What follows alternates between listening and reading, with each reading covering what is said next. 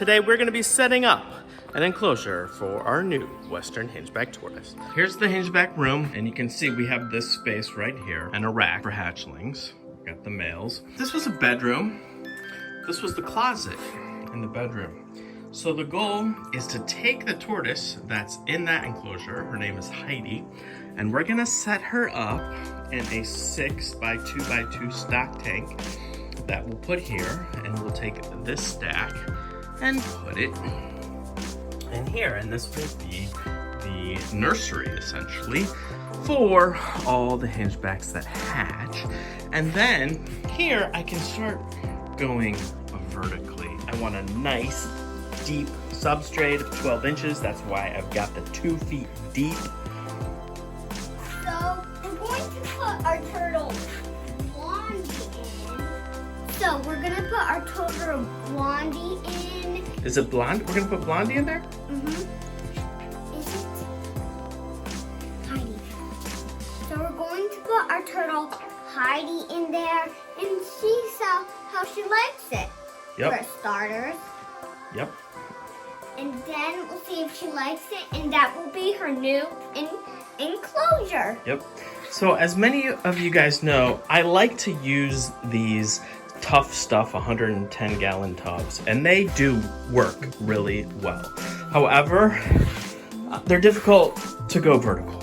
So the idea here is that if I need more space, I can go upward, hence the metal tub.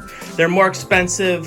Right now, these are about 180 bucks here in Ohio. I have found that Tractor Supply has the most expensive. Look for Charter brand. They tend to be cheaper, and they appear to be the same exact tub. For the substrate, I'm back in the garage, and here's what I'm using. Sphagnum peat and play sand. I used to use cocoa fiber. I don't use it anymore. I just really like the consistency of the real sphagnum peat moss. The only downside is that it is not sustainable at all, but it really makes good substrate. And when you mix it with sand, it just does really well. I use 1 bag of play sand for every bale of sphagnum peat. Birdie's gonna help a little bit.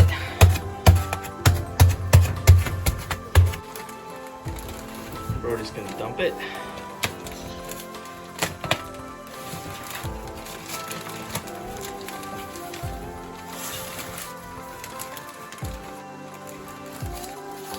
Let's get it all out. There we go. Look at that. And then we put the sand in, and we're gonna mix the sand up.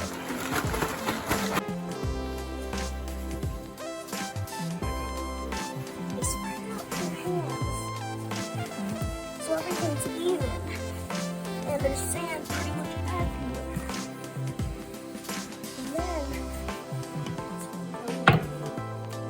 And then, or whatever this thing is called, we start scoring.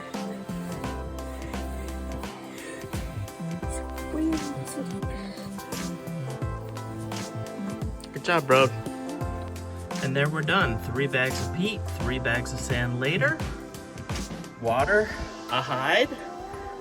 In a little bit, I'm gonna add the plants. Actually, tomorrow I'm gonna add the plants because it's raining and the plants are all wet right now. So you'll see those. And the last thing I like to add is leaf litter. I do have some oak leaf litter left over from last fall.